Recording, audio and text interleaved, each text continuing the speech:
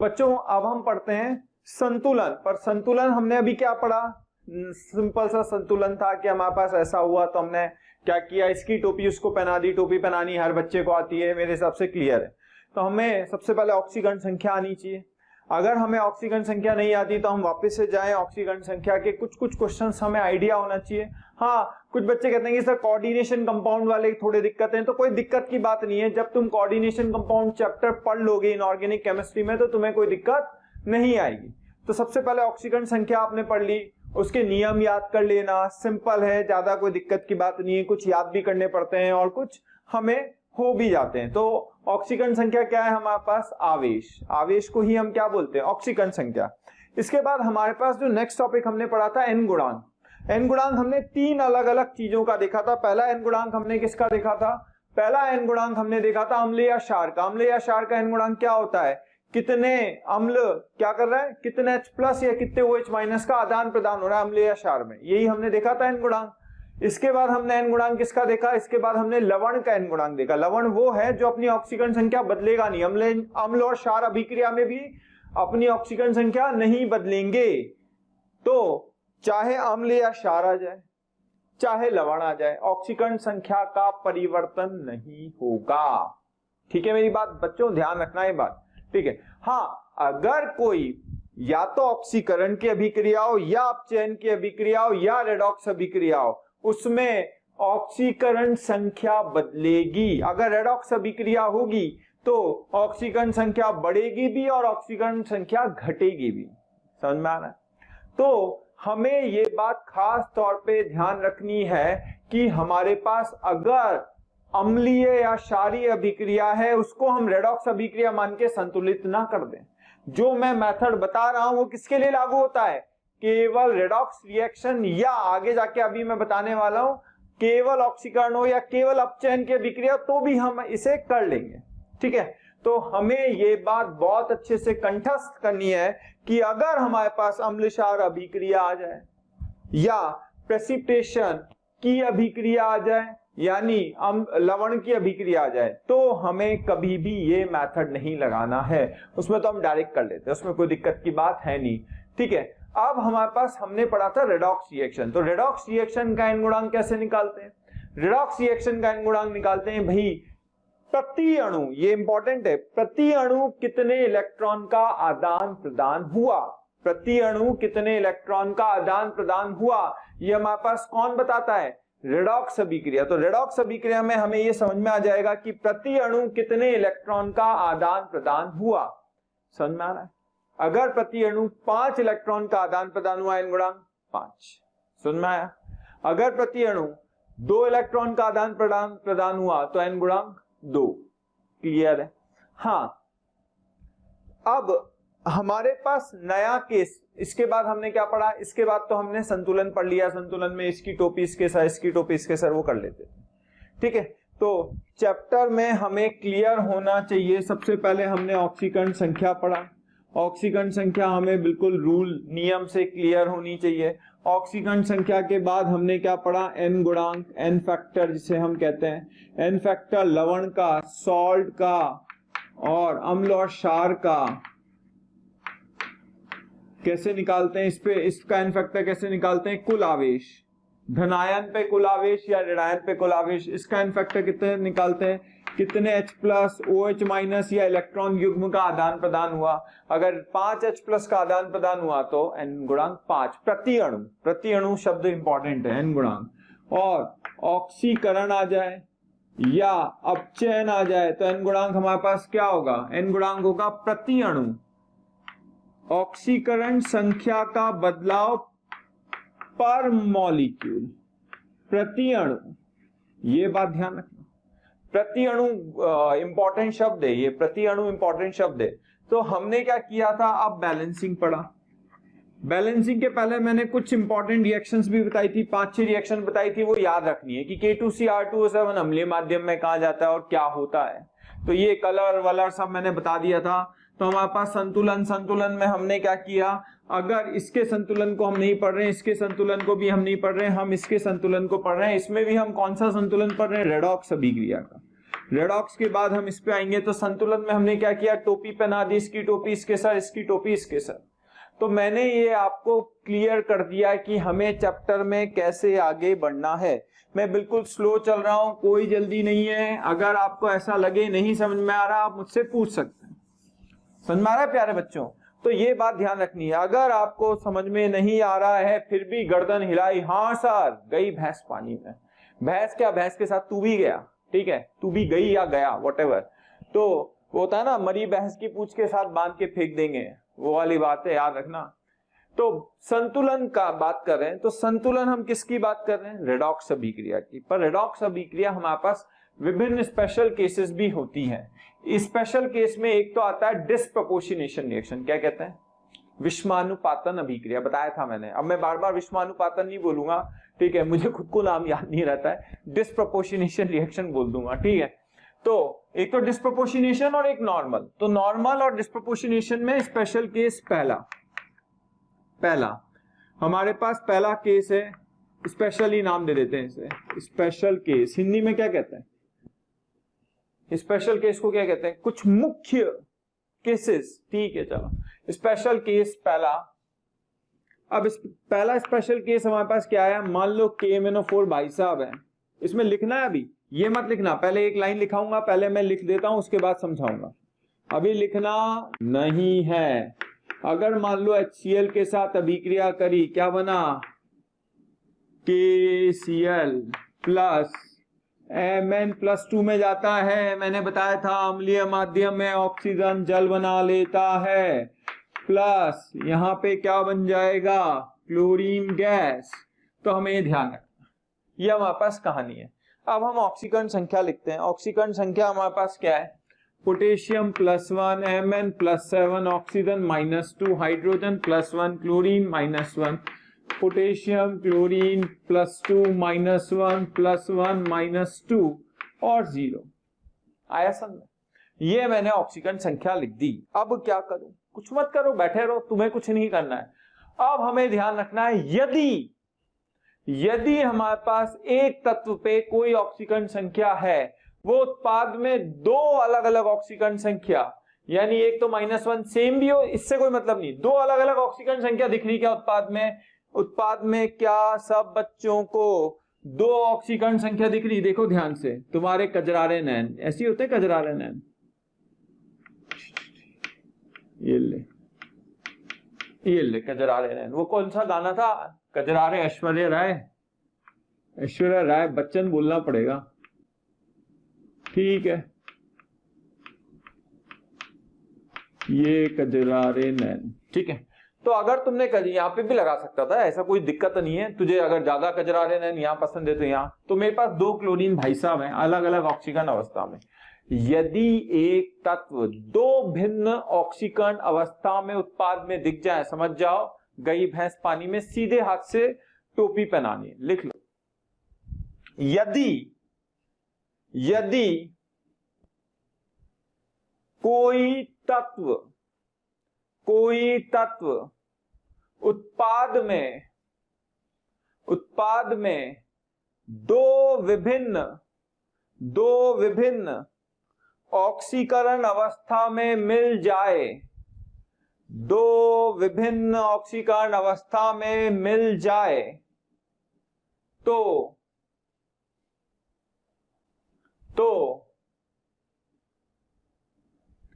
संतुलन पीछे से किया जाएगा।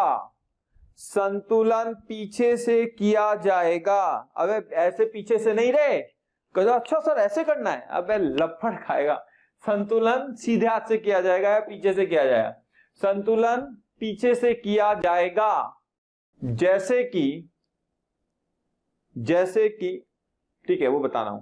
हाँ, नीचे लिख लेना ब्रैकेट में, वहीं पे ब्रैकेट में लिख लेना, संतुलन पीछे से किया जाएगा, इसके ब्रैकेट में लिख लेना, इसकी टोपी उसके sir method, ITUS method, bracket में लिख लेना, इसकी टोपी उसके सर मेथड। यानी जो मेथड अभी तक कहां लगा रहा था, यहां, अब कहां लगेगा? यहां।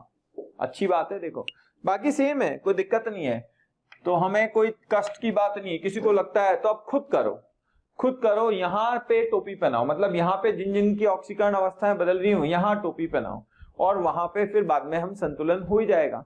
ठीक है, कैसे मैं कर ही देता हूँ। आधे बच्चे तो सोचते रहते हैं सर ये पीछे से कैसे संतुलन करेंगे, उनका दिमाग तो चलता है नहीं। अबे लिखोगे, कुछ करोगे, कोशिश करोगे, चलेगा। बैठे हुए हैं आराम से मूवी देख रहे हैं, ऐसा लग रहा है। अबे खुद करना है यार, कॉपी नहीं है क्या तेरे पास? और एक तो कॉपी जिससे नहीं बनाई ना टांगे तोड़ दूंगा, याद रखना। मैं किसी दिन अगर जैसे ही लॉकडाउन खुला और कोचिंग चालू हुई, तू कोचिंग पे आया, मैं सबसे पहले देखूंगा कोचिंग में कॉपी पूरी है या नहीं है तेरी। सबसे पहले यार कॉपी बनाओ यार, पता नहीं क्या हालत से फोटो खींचते रहते, स्नैपशॉट ले लिया सर, स्नैपशॉट। अबे लपड़ खाएगा, अपनी शादी का स्नैपशॉट लेना यहां नहीं चलेगा वो। हाँ, तो हमारे पास सबसे पहले क्या क्लोरीन की ऑक्सीकरण अवस्था बदल रही है? नहीं, तो इसका एन गुणांक नहीं निकाल सकते। क्या एमएन का निकाल सकते हैं? यहाँ एक तो इसका निकालेंगे, एक इसका निकालेंगे, तो दोनों का एन गुणांक निकालते हैं। एन गुणांक कैसे निकालते हैं? Thank you very much for your love and affection. Daily हजारों बच्चे हमारे वीडियोस का लाभ उठा रहे हैं। आपसे मेरी रिक्वेस्ट है कि इस वीडियो डिस्क्रिप्शन में जो लिंक दिया हुआ है उसको प्लीज़ क्लिक करके रजिस्टर करें। एंड आपसे मेरी रिक्वेस्ट है, जो बच्चे हमारे डाउट सेशंस और हमारे स्टडी मटेरियल को यूज़ करना चाहते हैं वो प्लीज़ हमारा प्रीमियम कोर्स सब्सक्राइब करें। एक MNA कहां से कहां गया? 2 से 7, बड़े में से छोटे को माइनस कर दें। 7 - 2 कितना आया? 5।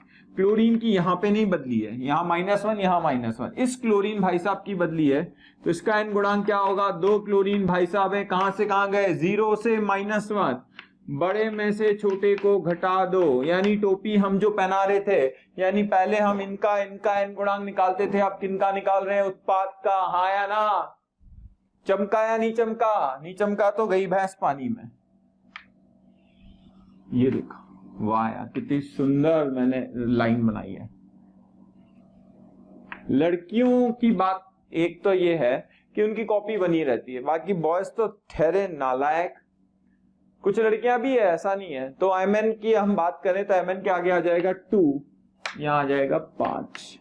लो भाई, सबसे पहले किसे संतुलित करें? एमएन को। एमएन को संतुलित करते हैं या 2 लगाते हैं। अब क्लोरीन बहुत सारा रायता फैला है, पहले पोटेशियम को संतुलित कर दे, जिससे हमारे पास हमें दिक्कत नहीं रहेगी। अब बाकियों को संतुलित करते हैं, क्लोरीन भी इसमें शामिल है, तो पहले क्लोरीन को। इधर क्लोरीन 5 दूनी 10, 2 दूनी 4 और 2 6, 16।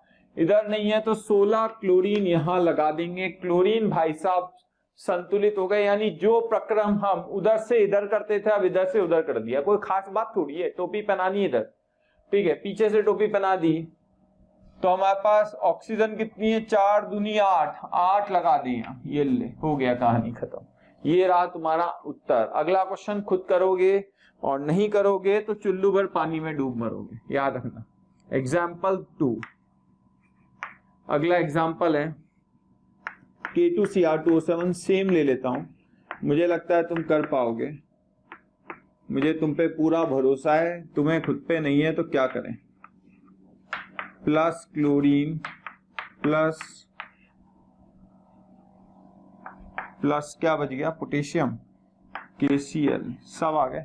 करो संतुलित, बिल्कुल सिंपल है। एक और लिख देता हूं, ये तो करो पहले। पॉज द वीडियो पॉज करो। लिखूं अगला?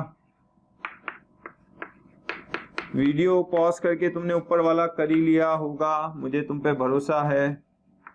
कॉपर नाइट्रेट प्लस NO, पानी अपने आप आ जाएगा, नहीं आया तो लिख देना, अपने आप पानी बैलेंस हो जाता है। ऑक्सीजन को पानी से बैलेंस कर लेते हैं, संतुलित कर लेते हैं। करो भाई, ये 3 एग्जाम्पल लिख दिए, प्रैक्टिस से होगा सब कुछ। सबसे पहले ऑक्सीकरण संख्या +1 +6 +1 -1 +3 -1 0 +1 -2 +1 -1। ऑक्सीकरण संख्या निकालनी नहीं आती, चुल्लू भर पानी अभी भी है, बारिश का नालों में बह रहा है, ठीक है, अभी तो बारिश भी आ रही है। तो हमारे पास कहानी क्या है? CrCl3। अब मुझे इसकी एन गुणांक निकालनी है। इसका एन गुणांक कैसे निकालेंगे? सुनना, कितने क्रोमियम है? 1 क्रोमियम है, कहां से कहां गया? 3 से 6 गया, तो बड़े में से छोटे को घटा देंगे, कितना आएगा? 3 क्रोमियम के हमारे पास एन गुणांक आ गई। क्यों पीछे से बैलेंस कर रहा हूं, वापस से सुन लो। दो अलग अलग ऑक्सीकरण अवस्था में हमारे पास क्लोरीन भाई साहब दिख रहे हैं, इसलिए हम ऐसा कर रहे हैं। ठीक है, तो इसकी कहानी हो गई। अब इसका एन गुणांक निकाल लो। इसका एन गुणांक क्या होगा, 2 क्लोरीन है, 0 से -1, बड़े में से छोटे को घटा देंगे, कितना आएगा, 2 एकम 2। इसकी टोपी कहां पहनाऊं, इसके सर, इसकी टोपी कहां पहनाऊं सॉरी 3 यहां आएगा, फिर यहां 2। टिक करो आगे। 3 दूनी 6। क्रोमियम को पहले कर लो, तो क्रोमियम बैलेंस है, पोटेशियम को कर लो, ज्यादा अच्छा है। पोटेशियम 2 लगा दिया, पोटेशियम बैलेंस कर दिया। अब बाकियों की बारी।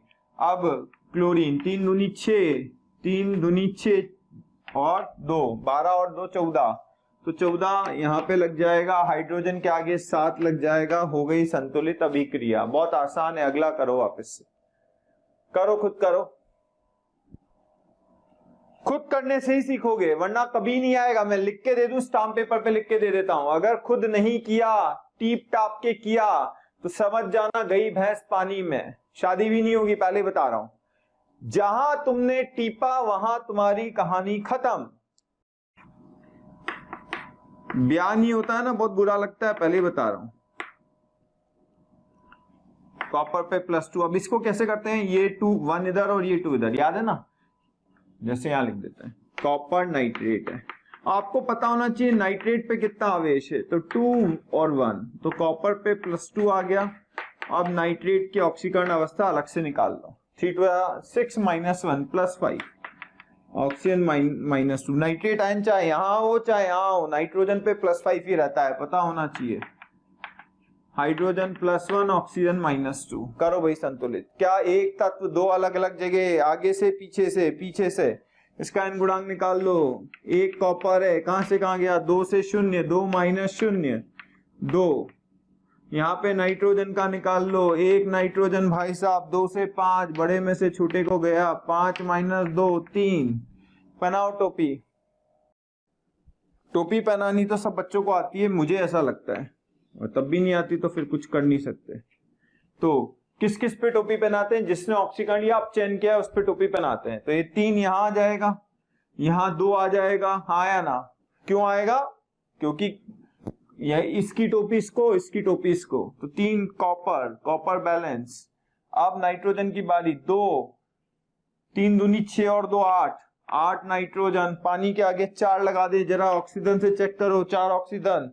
और यहां तो गड़बड़ हो रही है, क्या, 8 से 24, 4 हो रही, 4 और 2 6 और 3 दूनी 6 थी 18, ऑक्सीजन भी संतुलित हो गई। अच्छा एक और बात, अगर हमारे पास किसी अभिक्रिया में कोई आवेश नहीं है तो हम उसे सीधे सीधे भी संतुलित कर सकते हैं बिना मेथड के, पर वो बहुत टाइम कंज्यूमिंग है। जैसे इसे बिना मेथड के आप चाहो तो बैलेंस कर सकते हो, बड़ा लफड़ा है यार। डायरेक्ट मेथड जो है वो इजी है, और अगर डायरेक्ट करना चाहो तो कर सकते हैं। डायरेक्ट मतलब हिट एंड ट्रायल, लगा के देखो, या 3 लगा दें, 8 लगा दें, या 2 लगा दें, ऐसे लगा के बैलेंस कर सकते हो। तो स्पेशल केस में पहला हमारे पास हुआ। दूसरा हम कौन सा पढ़ेंगे, डिस्प्रोपोर्शनेशन रिएक्शन। 2 ही केसेस हैं, स्पेशल केस के 2 केसेस। पहला स्पेशल केस ही नाम दे दिया, कुछ भी नाम दे दो जो तुम्हारी इच्छा है, ठीक है।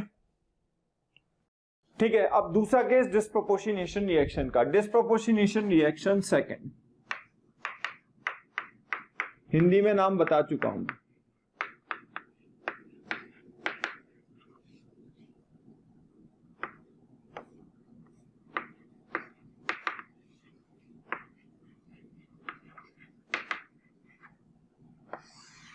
ध्यान रखना, ठीक है। अब अच्छा एक और बात सब लोगों को मैं कहना चाहता हूं, I2 बैच, J2 बैच, जो भी बैचेस हैं, मेरी सबसे रिक्वेस्ट है कि आप लाइव क्लासेस में जरूर आए। भले ही आपके एक आध डाउट आप पूछ के चले जाएं, आके अटेंडेंस लगा के चले जाएं, पर जरूर आए प्लीज। मेरी रिक्वेस्ट है यार, तुम आ नहीं रहे हो, वरना बहुत दिक्कत हो जाएगी तुम लोगों को। तुम्हारा सिलेक्शन मेरी जिम्मेदारी है, तुम्हारा सिलेक्शन होना बहुत जरूरी है। याद रखना, डॉक्टर बनना बहुत ज्यादा जरूरी है। ईमानदारी से पढ़ें, टाइम पास ना करें। इसीलिए लाइव क्लासेस में क्या होता है, मोमेंटम बना रहता है। अगर किसी का कोई चैप्टर छूट भी गया है मान लो, तो छोड़ के या तो अपना बैच नीचे की तरफ शिफ्ट करा लें जो कि नए बैचेस चालू हैं, या वो चैप्टर अभी के लिए छोड़ दो। तो ज्यादा बेटर मेरी तरफ से तो ये नीचे के बैचेस में शिफ्ट हो जाओ और वापस से पढ़ लो किसी का कोई चैप्टर छूट गया है। क्योंकि लाइव क्लासेस से फायदा क्या होता है, लाइव क्लासेस हम जो ले रहे हैं रेगुलरली 2-2 3-3 क्लासेस वीक में ले रहे हैं, उससे तुम्हें फायदा ये होगा कि तुम रेगुलर रहो। यार एक्चुअली बच्चा खुद से पढ़ता तो मार्केट में सारी बुक सब कुछ मार्केट में अवेलेबल है, ठीक है, बुक्स, अरे यार ज्ञान सब बना हुआ है। यार एक बार बता, क्या गुड बुक्स मार्केट में है या नहीं है? गुड बुक्स का मतलब क्या ऐसा बोला गया है कि मॉर्निंग वॉक करें, या मैं एक्सरसाइज करूं डेली, मॉर्निंग वॉक करूं, योग करूं तो मेरे को कोई बीमारी नहीं होगी, या किसी भी आदमी को कोई बीमारी नहीं होगी, पर करते हैं क्या? गुड बुक सब लिखी जा चुकी है, सब बताया जा चुका है, ऐसे ऐसे करोगे, ऐसे ऐसे करोगे तो स्वस्थ रहोगे, फिर भी आदमी डॉक्टर के यहां जा रहा है, हाँ या ना? तो हमें ये बात ध्यान रखनी है। क्या ध्यान रखनी है हमें? हमें खास तौर पे ये बात ध्यान रखनी है कि लाइव क्लासेस में आप आए, इससे मोमेंटम बना रहता है। कोई बच्चे को कोई डाउट है तो पूछ ले, शर्माने की जरूरत नहीं है, और टीचर उसको थोड़ा सा प्रेशराइज करके उससे आगे बात करता रहता है। तो प्लीज लाइव क्लासेस में आए। डिस्प्रोपोर्शनेशन रिएक्शन, अब इसको कैसे संतुलित करते हैं? इसको संतुलित करने के लिए पहले तो मैं डिस्प्रोपोर्शनेशन रिएक्शन लिखता हूं। P4 जो है H2PO4 PO2 minus plus PS3, ये जो है क्षारीय माध्यम में पहली बार ऐसी कोई रिएक्शन आई होगी जो हम क्षारीय माध्यम में ले रहे हैं, ठीक है। तो हमारे पास ये अभिक्रिया है, इसको कैसे संतुलित करेंगे? अब मैंने जगह क्यों छोड़ी है ये इतनी सारी, वो अभी धीरे धीरे पता लग जाएगा कि जगह क्यों छोड़ी है। तो P4 gives H2PO2 minus plus PS3, तो n सबसे पहले क्या निकालो? ऑक्सीकरण संख्या। जो अभी मेथड बताया स्पेशल केस में वही लगेगा, तो करके देखो, करो भाई, पॉज द वीडियो और खुद करो। प्यारे बच्चों, हमें रोज रिक्वेस्ट आ रही है कि सर इस टॉपिक को प्लीज डिस्क्राइब करें, इस टॉपिक पे प्लीज वापस से वीडियो लेक्चर दें। तो मेरी रिक्वेस्ट है कि हमारा जो यूट्यूब चैनल है, मोशन का जो यूट्यूब चैनल है, उसको जाके प्लीज आप सब्सक्राइब करें, साथ में जो वहां बेल बटन दिया हुआ है उसको हिट कर दें। ऐसा इसलिए कह रहा हूं क्योंकि ऑलरेडी वहां पे बहुत सारे वीडियोस जो हैं ऑलरेडी अपलोडेड हैं, कहीं आपसे कोई वीडियो मिस ना हो जाए, तो आप बेल बटन पे प्लीज हिट करें। खुद करने पे ही सीखते हैं, मैं फिर बता रहा हूं, जितने लोग सेलेक्ट हुए हैं उनकी एक्सपीरियंस से बोल रहा हूं। 2 2 जा 4 -2 और ये +1 हो जाएगा, उधर जाके -1 कैंसिल हो जाएगा। करके देख लो तुम लोग, टीपो मत यार, प्लीज टीपो मत, मेरी तुमसे रिक्वेस्ट है, क्योंकि हम ये सारी कहानी तुम्हारे लिए कर रहे हैं, सब कुछ तुम्हारे लिए। तुम्हें डॉक्टर बनाने की पूरी जंग छिड़ चुकी है, तुम हमारा साथ दोगे तो 100% डॉक्टर बन के जाओगे। तुम हमारा साथ दो, रिक्वेस्ट है तुम लोगों से। तो P4 अब कैसे बैलेंस करें, ध्यान से सुनना। सबसे पहले एक तत्व की दो अलग अलग ऑक्सीकरण अवस्था अगर उत्पाद में है तो यहां से टोपी बनाएंगे, n गुणांक कैसे निकालेंगे? एक फास्फोरस है, 1 से कहां गया? 0, तो एक फास्फोरस 1, याद रखना, वापस से बोल रहा हूं, जिसका n गुणांक निकालते हैं उसमें फास्फोरस देखते हैं। क्या n गुणांक क्या है? प्रति अणु ऑक्सीकरण संख्या में बदलाव। तो इसका n गुणांक निकाल रहे हैं, इसमें फास्फोरस देख रहे हैं, इसका फास्फोरस नहीं देखेंगे। यहां पे कितने फास्फोरस है ये हम नहीं देखेंगे, यहां देखेंगे। एक फास्फोरस 1 से 0, तो एक फास्फोरस 1 - 0, यहां पे भी n गुणांक अगर निकालेंगे, एक फास्फोरस भले वह 4, उससे कोई लेना देना नहीं। जिसकी, यार एक बार बता, जिसकी शादी है, दूल्हे को काउंट करते हैं क्या? नहीं करते ना। तो हमारे पास इसकी शादी है तो इसकी कहानी चलेगी, इसकी कहानी नहीं चलेगी। तो हमारे पास एक फास्फोरस है, -3 से कहां? 0, बड़े में से छोटे को माइनस कर दो तो कितना आएगा? 3। अब टोपी पहनाना तुम्हारी जिम्मेदारी, इसकी टोपी इसके साथ तुमने कर ही लिया होगा, मुझे तुम पे पूरा भरोसा है। तो फास्फोरस हमें दिख रहा है बैलेंस हो गया। अब बड़ी बात आई कि सर अब क्या करें, मैं तो फंस गया, यहां ऑक्सीजन कैसे बैलेंस करूं, यहां तो पानी भी नहीं है। मैंने क्या कहा? पानी खुद लगाएंगे, यानी जिस तरफ ऑक्सीजन कम है उधर पानी से बैलेंस कर दें। ऑक्सीजन को संतुलित करें जल से, 3 दूनी 6, तो कितना पानी लगा दें? 6 पानी, 6 पानी लग गया, हाँ या ना? 3 दूनी 6 पानी लग गया। अब ध्यान से सुनना, ध्यान से। अब हाइड्रोजन को संतुलित करने के लिए क्या करें, H+ जोड़े हैं। तो हाइड्रोजन को संतुलित करने के लिए अगली स्टेप में करते हैं इसे, पानी मैंने इसको भी अगली स्टेप में करते हैं, ठीक है। इससे क्या होगा, तुम्हें याद रहेगा, क्योंकि तुम तो नालायक हो, सब मुझे ही समझाना पड़ेगा। स्टेप बढ़ाने से क्या होगा, जो नालायक बच्चे हैं जब बाद में पढ़ेंगे तो उन्हें थोड़ी सी समझ आ जाएगी, ठीक है। अब पानी से हमने ऑक्सीजन को पानी से बैलेंस कर दिया। अब क्या करें, 6 दूनी 12 हाइड्रोजन, 3 दूनी 6 और 3 9, 9 में से 12 में से 9 गए, 3 H+ यहां लगा। H+ क्यों लगाया, ये तरीका है, मैं बता चुका हूं कि 6 दूनी 12 हाइड्रोजन, 3 दूनी 6 और 3 9, 12 हाइड्रोजन को संतुलित करने के लिए मैंने 3 हाइड्रोजन लगा दिया। समझ में आया या नहीं आया? अब हाइड्रोजन संतुलित करने के बाद अब किसकी बारी है, अब बारी है हाइड्रोजन संतुलित, ऑक्सीजन संतुलित। ये क्षारीय माध्यम में है, क्या बोला था, जितने H+ हो उतने OH- दोनों तरफ टिका दें, दोनों तरफ 3 OH- यहां चिपकाएंगे और 3 OH- यहां चिपकाएंगे, दोनों तरफ बराबर OH- चिपका देंगे। जब दोनों तरफ बराबर OH- चिपका देंगे तो हमारे पास क्या होगा, अब जरा अगली स्टेप में एक और स्टेप बढ़ाते हैं, तो हमारे पास आ जाएगा P4 + 6H2O + 3H2O, 3OH-, sorry 3OH-, 3H2PO2- + PS3 + 3 पानी, 3 पानी 6 पानी से जाएगा, 3 पानी बनेगा, ये खत्म। समझ में आ गया, ये आंसर है, ये 6 की जगह 3 H2 लिख दो, यही आंसर है। सरलतम अनुपात, ये हमारे पास संतुलित अभिक्रिया आ गई, कौन सी, ये हटा देना और यहाँ पे 3 पानी, पानी बैलेंस कर दिए। क्लियर है या वापस से बताऊं? और क्वेश्चन करते हैं तो समझ में आएगा, ठीक है। आयोडीन ले लो, अगला क्वेश्चन तुम लो। अब मैं एक ही स्टेप में कर दूंगा, बार बार स्टेप नहीं लिखूंगा। I2 gives I- + IO3-, कुछ नहीं दिया है तो कौन सी, मीडियम।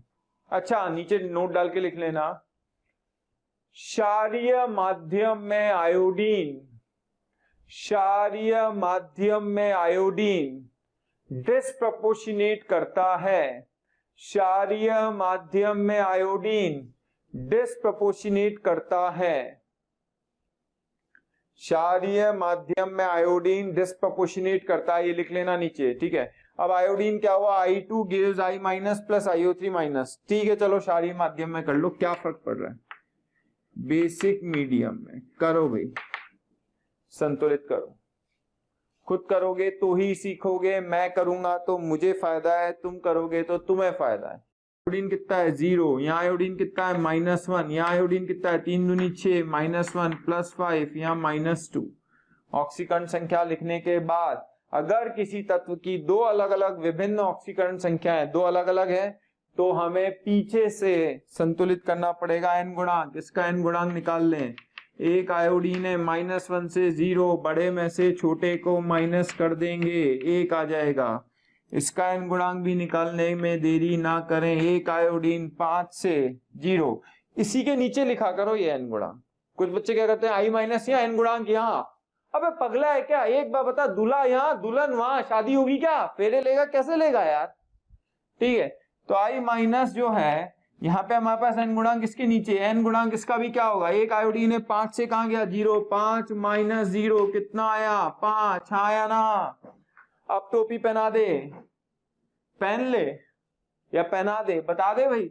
5 इसकी टोपी इसके साथ, इसकी टोपी इसके साथ, पहनाओ टोपी। कितना 5 यहां लगा दे, 1 यहां लगा दे। सबसे पहले आयोडीन भाई साहब को बैलेंस कर दे, आयोडीन बैलेंस। 6 आयोडीन हो गए इधर और 6 आयोडीन इधर। अब ऑक्सीजन की बारी, ऑक्सीजन को कैसे बैलेंस करते हैं, 3 ऑक्सीजन कैसे बैलेंस करें बताओ भाई। क्या 3 जल के कण लगा दें, 3 जल लगा दिया, 3 जल से ऑक्सीजन बैलेंस हो गया। अब हाइड्रोजन को बैलेंस करने के लिए क्या करें, इधर H+ लगा दें, ठीक है। ये मिटा देता हूं क्वेश्चन के नीचे, ठीक है। 3 H+ यहां लगा दिए। तुम क्वेश्चन अलग से लिखना और सॉल्यूशन अलग से लिखना, ठीक है। 3 H+, 3 दूनी 6, सॉरी 6 H+ आएंगे यार, 6 H+, ठीक है। अरे आ रहा है नहीं आ रहा है, वहीं से चिल्लाओ, समझ में आता है मुझे, सब आवाज आ जाती है, दिल की आवाज सुन लूंगा मैं। तो 6H प्लस आ गया। अब क्या करें, जितने H प्लस है उतने OH माइनस ठोको भैया। कितने OH माइनस ठोकू, 6H प्लस है तो 6 OH माइनस ठोक दो। यहाँ पे भी 6 ठोको और यहाँ पे भी 6 ठोको। हाँ या ना? अरे आया नहीं आया? आ गया, बधाई हो। अब क्या करें, इस 6 पानी और 3 पानी का क्या करें, ये तो पानी बन गया ना, 6H plus plus 6 OH minus. एक और एक लाइन और लिखूं, चलो इसको मिटा के मैं लिखता हूं। लगा दिया। अब क्या करें, वापस से ऊपर लिख रहे हैं 3 आयोडीन प्लस 3 H2O। चाहता था मैं H2O यहाँ कैंसिल कर सकता था, पर ठीक है, तुम्हें समझाने के लिए लिख रहा हूं। यहाँ पे हमारे पास क्या आया, 5I minus plus IO3 minus plus 6H2O। 6H2O को 3H2O से कैंसिल करोगे तो 3H2O बनेगा। हाँ या ना? ये रही हमारे पास संतुलित अभिक्रिया, आंसर। ठीक है, समझ में आ गया कैसे हम डिस्प्रोपोर्शनेशन वाली रिएक्शन को संतुलित करते हैं। अगर मान लो, अगर एग्जांपल आया H2O2 H2O प्लस O2 में संतुलित करना है, कैसे करें, करो भाई। ऑक्सीजन संख्या लिख लेना खुद ही, इसकी लिख देता हूं ऑक्सीजन की। पैरोक्सी लिंकेज याद आया, करो संतुलित। करा, पॉज करो वीडियो और करो सॉल्व। अरे मेरा चेहरा क्या देख रहे हो, पॉज करो और करो ना यार। ठीक है, करा, क्या आंसर आएगा, क्या लगा दें, या 2 हो गए संतुलित। हाँ या ना? ऑक्सीजन कितने हैं, 4 हो गए, हाइड्रोजन 4 हो गया। अबे मैंने बोला है, मैंने क्या बोला है, मैंने कहा कि अगर आपके पास आवेश नहीं है तो आप क्या कर सकते हो, परमाणुओं को सीधे सीधे बैलेंस कर सकते हो, उसमें कोई तकलीफ नहीं है। आप n गुणांक से करो, उससे भी आंसर सेम आएगा। अगर आपके पास आवेशित आयन नहीं है तो आप सीधे बैलेंस करो ना, हाइड्रोजन बैलेंस, ऑक्सीजन बैलेंस, खत्म, और सरलतम अनुपात निकाल लो। क्या निकाल लो, सरलतम अनुपात। अगर कुछ नहीं दिया है तो सरलतम अनुपात निकाल लो। क्लियर हो गई मेरी बात? ठीक है, अब यहीं पे मैं n गुणांक बताऊंगा, किसका, डिस्प्रपोर्शनेशन वाले सब्सटेंस का। जो पदार्थ यहां पे डिस्प्रपोर्शनेट हो रहा है, अब हिंदी बोल चुका हूं बार बार, क्योंकि मुझे इसकी डिस्प्रपोर्शनेशन की हिंदी नहीं आती, बार बार देखना पड़ता है यार। ठीक है, तो हमारे पास क्या है, जो पदार्थ बार बार डिस्प्रपोर्शनेट होता है उसका हम क्या निकालते हैं, n गुणांक। n फैक्टर इंपॉर्टेंट है, n factor of substance undergoing disproportionation।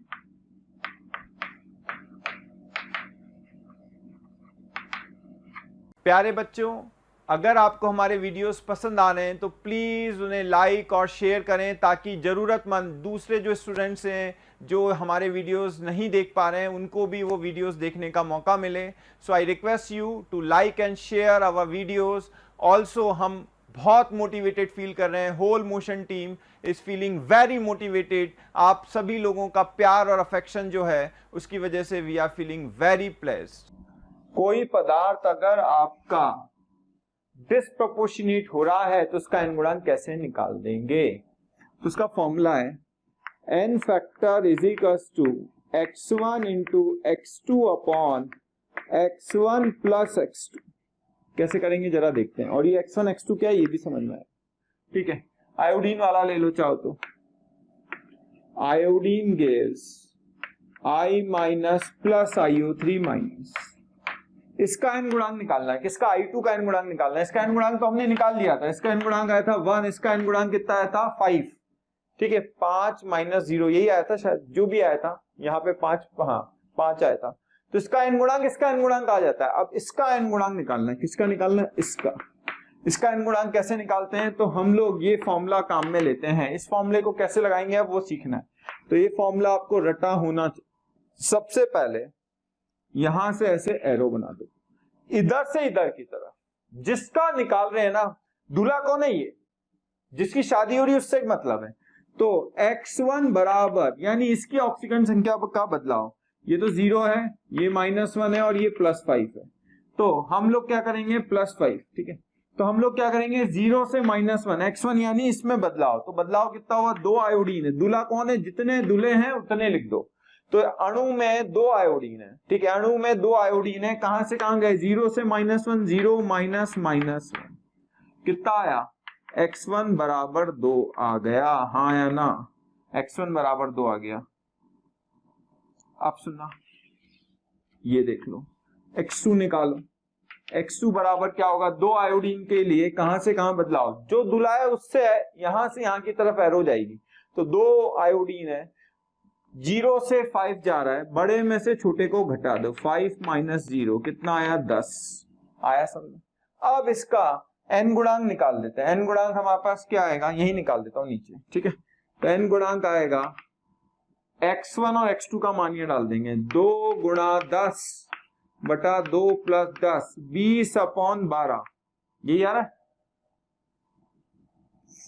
20/12, 4 5 जा 20, 4 3 जा 12, 5/3 आएगा। अगर इसका तुल्यांकी भार निकालना है तो हम अभी आगे देख लेंगे, तुल्यांकी भार क्या होता है, मूलर द्रव्यमान बटे n गुणांक, वो आगे देखेंगे। तो n गुणांक मैंने बता दिया, क्लियर हो गया। अगर मैं P4 का निकालो, P4 अभी अभी रिएक्शन लिखी थी, P4 gives PS3 plus H2PO2 minus, अभी अभी लिखा था, उसका बताओ भाई, उसका n गुणांक बताओ P4 का, P4 का n गुणांक क्या आएगा, P4 H2PO2 minus plus PS3 बना रहा है, हाँ या ना।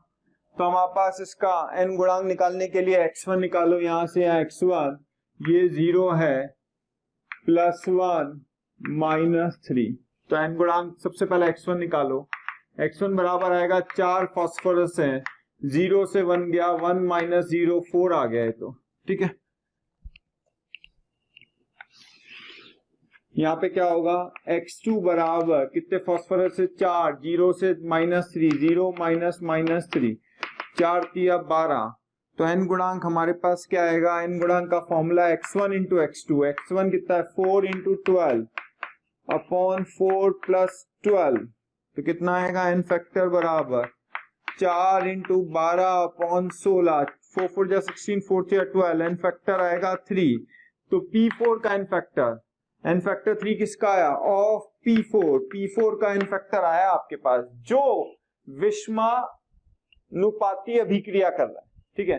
तो हमारे पास P4 जो डिस्प्रोपोर्शनेट कर रहा है उसका n गुणांक आया, तो ये हमारे पास डिस्प्रोपोर्शनेट कर रहा है, डिस्प्रोपोर्शनेट का मतलब क्या है, अपनी ऑक्सीकरण संख्या बढ़ा भी रहा है और अपनी ऑक्सीकरण संख्या घटा भी रहा है, जो अपनी ऑक्सीकरण संख्या बढ़ाए भी और घटाए भी वो विषमानुपाती अभिक्रिया, कौन सी, विषमानुपाती अभिक्रिया, अपने आप हिंदी आ गई ना, देखो वो कई बार याद आ जाती है। तो विषमानुपाती अभिक्रिया जो है उसमें हमारे पास जो विषमानुपाती हो रहा है, जो हमारे पास डिस्प्रोपोर्शनेट हो रहा है, उसका n गुणांक कितना आया 3, क्लियर हो गया, ध्यान रखना। अब बच्चे फंस जाते हैं, अच्छा तुल्यांकी भार क्या होता है, मूलर द्रव्यमान बटे n गुणांक, मूलर द्रव्यमान क्या हुआ P4 का 31 × 4, देखो ये मैं बता रहा हूं, ये आगे पढ़ाऊंगा, हालांकि बता रहा हूं क्योंकि बच्चे बार बार मुझसे पूछते हैं इक्विवेलेंट वेट अगर P4 का है तो इक्विवेलेंट वेट का फॉर्मूला आता है मोलर द्रव्यमान बटे n गुणांक, मोलर द्रव्यमान P4 का कितना आएगा 31 × 4, ये वापस से लिखूंगा फॉर्मूला, डरने की जरूरत नहीं है, लिखना भी नहीं है आपको, कॉपी में नहीं लिखना है, समझाने के लिए मैंने इसे बता दिया। तो इसका मोलर द्रव्यमान होगा 31, एक फास्फोरस का तो 4 फास्फोरस का होगा 31 × 4 बटे n गुणांक कितना है 3, ये 3 यार। तो बच्चे घबरा जाते हैं कि सर कैसे आएगा आंसर, क्या आएगा, तो आगे जाके अभी ये तुल्यांकी भार देखेंगे, ठीक है। अब एक और नई चीज यहां पे हम देखते हैं, कुल इलेक्ट्रॉनों का आदान प्रदान, नंबर ऑफ इलेक्ट्रॉन ट्रांसफर पर मॉलिक्यूल। आप किसकी बात कर रहे हैं, नंबर ऑफ इलेक्ट्रॉन्स ट्रांसफर, थोड़ा नीचे लिख लेता हूं, फॉर्मूला है number of electrons transferred is equals to n factor into स्टोइशियोमेट्रिक coefficient, Hindi में लिख लो आप, कुल इलेक्ट्रॉनों का आदान प्रदान, कुल शब्द इंपॉर्टेंट है, कुल इलेक्ट्रॉनों का आदान प्रदान बराबर, कुल इलेक्ट्रॉनों का आदान प्रदान बराबर n गुणांक इंटू रसमीकरण मिति, n गुणांक इंटू रसमीकरण मिति, n गुणांक इंटू रसमीकरण मिति। ठीक है, इसको एग्जाम्पल को लगाते हैं, जैसे हमारे पास कोई भी अभिक्रिया है, ठीक है, हम ले लेते हैं यार कि हमारे पास मान लो K2Cr2O7 है प्लस FeC2O4 डॉट, मैं अपने मन से मान लो ऐसा ले लेता हूं, डॉट H2C2O4 या 2H2C2O4 ले लो, ऐसा कोई पदार्थ हो ना हो, मैंने मन से समझाने के लिए ले लिया, plus H2SO4 gives Cr2SO4 whole thrice, chromium +3 में आ गया। डियर स्टूडेंट्स, जो आप वीडियोस देख रहे हैं, अगर उनके डिटेल्ड वीडियो आपको चाहिए या पूरा कोर्स आपको चाहिए तो please call our toll free number 180021217999। I am repeating it again, 180021217999। Thank you.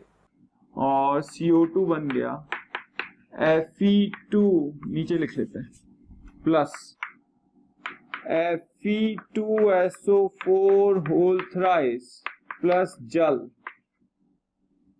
सब हो गए, पोटेशियम K2SO4। ये मैंने क्वेश्चन अपने मन से ले लिया है।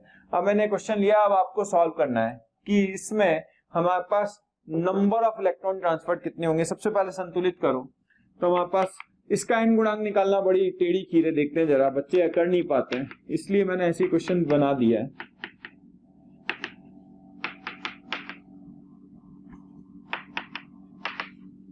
सबकी ऑक्सीकरण संख्या लिख लो,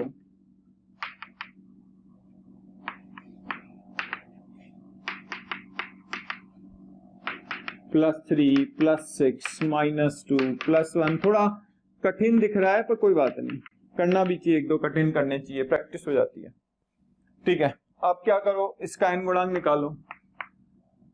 कार्बन 1 में ही जा रहा है, क्रोमियम 1 में ही जा रहा है, ठीक है, तो n फैक्टर क्या होगा, 2 क्रोमियम है, 6 से 3 गया, 6 - 3 6 आ जाएगा, इसमें कोई तकलीफ नहीं। इसका n गुणांक बड़ी टेढ़ी खीर है। लोहे में भी बदला हुआ, 1 लोहा, 2 से 3 बड़े में से छोटे को।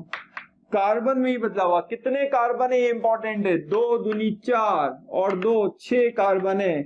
6 कार्बन कहां से कहां गए, 3 से 4, 4 - 3 6 कार्बन है, वापिस से देखो, 2 दूनी 4 + 2 6 कार्बन, 3 से कहां गए 4, सारे कार्बन CO2 में गए, तो इसका n फैक्टर कितना आएगा 7। इसकी टोपी इसके साथ, इसकी टोपी इसके साथ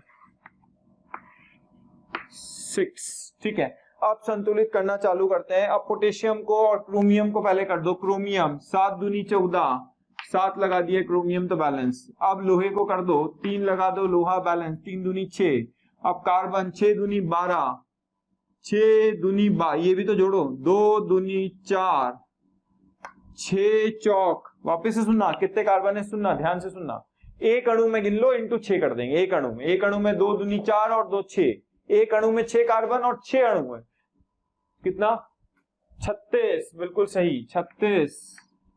ठीक है, अब पोटेशियम को भी कर दो बैलेंस, 7 लगा दो, पोटेशियम भी बैलेंस हो गया। हो सकता है इतना टफ है, कोई दिक्कत की बात नहीं है, पोटेशियम बैलेंस। अब क्या करें, पानी को बैलेंस करने के लिए ऑक्सीजन गिनेंगे, तो यहाँ पे सल्फेट को पहले बैलेंस करना पड़ेगा, सल्फर को पहले बैलेंस करें। सल्फर को बैलेंस कैसे करें, देखो यहाँ सल्फर कितनी है गिनो, यहाँ सल्फर तो पता नहीं, यहाँ गिन लेते हैं पहले, यहाँ सल्फर कितनी है गिनो, 3 7 3 जा 21, वाह वाह वाह, मल्टीप्लीकेशन आता है हमें, 3 3 जा 9 +7 28 और 9 37, यही आ रहा है क्या, देखो 3 3 जा 9, 7 3 जा 21 और 7, तो कितना आ रहा है 21 और 9 30 और 7 37 37, तो यहाँ 37 लगा दें, यहाँ सल्फर नहीं है 37। अब पानी को बैलेंस करें, हाइड्रोजन गिनते हैं, यहाँ हाइड्रोजन गिनो, यहाँ हाइड्रोजन कितने, एक मॉलिक्यूल में 2 दूनी 4, तो 6 में कितने 6 4 जा 24 हाइड्रोजन, तो ये रहे, और 37 इंटू 2 74, ठीक है, तो ये आ गया कितना आया 8 और 9 98 हाइड्रोजन यहाँ नहीं है, यहाँ नहीं है, यहाँ 98 हाइड्रोजन यहाँ पे आए हैं, तो कितना हो गया 24 हाइड्रोजन, सॉरी गलत कर दिया ना, 49, ठीक, तो 49 हमारे पास हो गया, ये संतुलित अभिक्रिया हो गई। अब मुझे थोड़ा टफ है, कोई बात नहीं, डरने की जरूरत नहीं, मेन चीज मैं क्या बता रहा था, एन गुणांक कैसे निकालना है, ठीक है, तो एन गुणांक निकालते कैसे हैं, प्रति अणु ऑक्सीजन संख्या का बदलाव, सबसे बड़ी बात है number of electron transfer, total number of electron transfer निकालने, नंबर ऑफ इलेक्ट्रॉन का आदान प्रदान, तो एन गुणांक क्या होता है, प्रति अणु कितने इलेक्ट्रॉन का आदान प्रदान हुआ, प्रति अणु कितने का हुआ 7, तो 6 अणुओं में कितना होगा 6 इंटू 7 कितना आएगा 6 6 जा 36, 6 7 जा 42, ऐसे ही लिखते हैं, या फिर इधर से निकाल लें, प्रति अणु कितने इलेक्ट्रॉन का आदान प्रदान हुआ, प्रति अणु 6 इलेक्ट्रॉन का आदान प्रदान हुआ, तो एन गुणांक इंटू रस समीकरण मिति, रस समीकरण मिति कितनी है 7 7 6, 7 इंटू 6 कितना आएगा 42, तो 42 इलेक्ट्रॉन का आदान प्रदान हुआ, यानी इसने 42 इलेक्ट्रॉन लिए और इसने 42 इलेक्ट्रॉन दिए, 42 इलेक्ट्रॉन लिए का मतलब, क्योंकि ये क्या कर रहा है अपचयन, +6 से कहां जा रहा है +3 में, क्रोमियम +6 से कहां जा रहा है +3 में, यानी 42 इलेक्ट्रॉन इसने लिए, और इसने इन 6 अणुओं ने 42 इलेक्ट्रॉन दिए, 6 अणुओं ने, प्रति अणु ने कितने दिए 7 इलेक्ट्रॉन, एक अणु ने 7 दिए, तो 6 अणु ने कितने दिए 42। वापस से सुनो एक बार मैं क्या बता रहा हूं, नंबर ऑफ इलेक्ट्रॉन ट्रांसफर का मतलब है पूरी अभिक्रिया में कितने इलेक्ट्रॉन का आदान प्रदान हुआ, तो एन गुणांक हम क्या जानते हैं, प्रति अणु कितने इलेक्ट्रॉन का आदान प्रदान हुआ, प्रति इलेक्ट्रॉन कितने इलेक्ट्रॉन, प्रति अणु सॉरी, प्रति अणु 7 इलेक्ट्रॉन का आदान प्रदान हुआ, ठीक 7 प्रति अणु, तो 6 अणुओं ने कितना किया 7 छक्के 42, समझ में आया या नहीं आया, क्लियर होना चाहिए। या फिर यहां समझो, एक K2Cr2O7 जो है 6 इलेक्ट्रॉन का आदान प्रदान करता है, 6 इलेक्ट्रॉन ले रहा है, +6 से +3 जा रहा है, यानी अपचयन हो रहा है, यानी 6 इलेक्ट्रॉन ले रहा है एक अणु, तो 7 अणु कितने करेंगे 7 इंटू 6, समझ में आ गया, ये आपको ध्यान रखना इंपॉर्टेंट है, मेरी बात समझ में आ गई। तो नंबर ऑफ इलेक्ट्रॉन ट्रांसफर क्या होता है, एन गुणांक इंटू रस समीकरण मिति, वैसे समझ में आ गया यार, एन गुणांक होता है प्रति अणु, तो टोटल इलेक्ट्रॉन कितने होंगे इंटू 6, क्लियर है। अब सर यहां से नहीं निकाल सकते क्या, अगर इनका एन गुणांक पता हो तो निकाल सकते हो, वरना नहीं निकाल सकते, कहीं से भी निकालो सेम आएगा, मैंने अभी इससे बता दिया, इससे भी सेम आया, इससे भी सेम आया, इधर किसी से निकालोगे सेम ही आएगा, कोई दिक्कत की बात नहीं है, क्योंकि किसी भी अभिक्रिया में इलेक्ट्रॉन का आदान प्रदान निश्चित रहता है, तो सरलतम अभिक्रिया होनी चाहिए, ये बात भी ध्यान रखना है, अगर सरलतम अभिक्रिया नहीं है तो पहले सरलतम बनाओ, ये सरलतम अभिक्रिया है हमारे पास, तो तुम्हें मैंने जितने भी रिएक्शन बताए उसमें तुम किसी का भी निकाल सकते हो, क्या इलेक्ट्रॉनों का आदान प्रदान कितना होगा, समझ में आया, कोई भी दिक्कत आए मुझे कॉल कर सकते हो, व्हाट्सएप कर सकते हो, ठीक है। डियर स्टूडेंट्स, जो आप वीडियोस देख रहे हैं, अगर उनके डिटेल्ड वीडियो आपको चाहिए या पूरा कोर्स आपको चाहिए तो please call our toll free number 180021217999। I am repeating it again, 180021217999। Thank you.